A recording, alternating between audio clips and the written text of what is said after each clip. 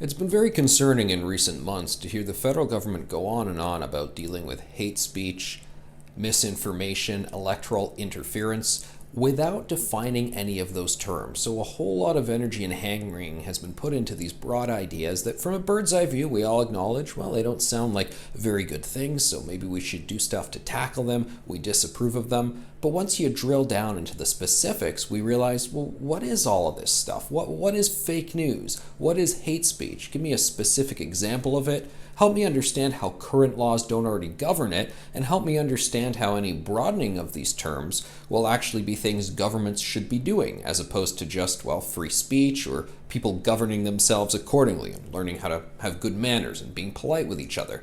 That in itself is a big problem, and we have not gotten over that. But there is a new element that has been added into the mix. Just the other day, Heritage Minister Pablo Rodriguez announced the anti-racism strategy that the government would like to unveil for the next 3 years. It's a $45 million project that will mostly include giving about $30 million to a whole bunch of different community groups to promote their causes and promote multiculturalism in sport and stuff that, quite frankly, I'm not sure what it has to do with the original cause.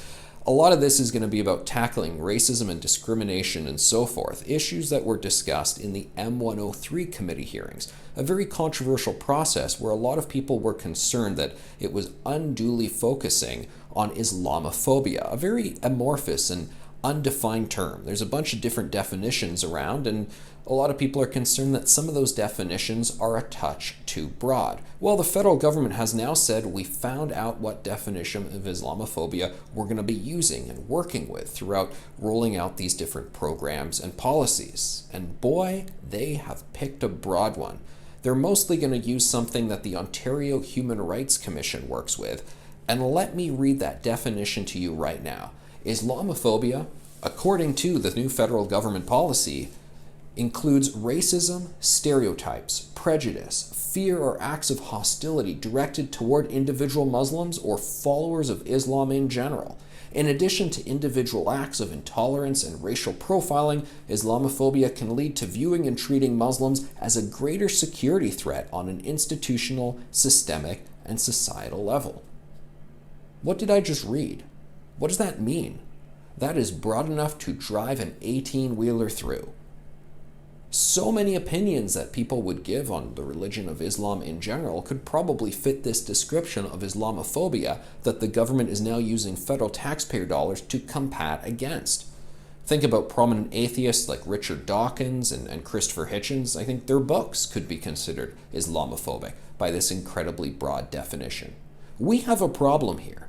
Now, there's forms of hate speech that are already illegal. Incitement to violence, death threats, libel, slander, and if you're doing that for whatever reason, against anybody for any reason, and if it's against a Muslim person because of their faith, well, then you've broken the law and you should suffer the consequences, as it should be.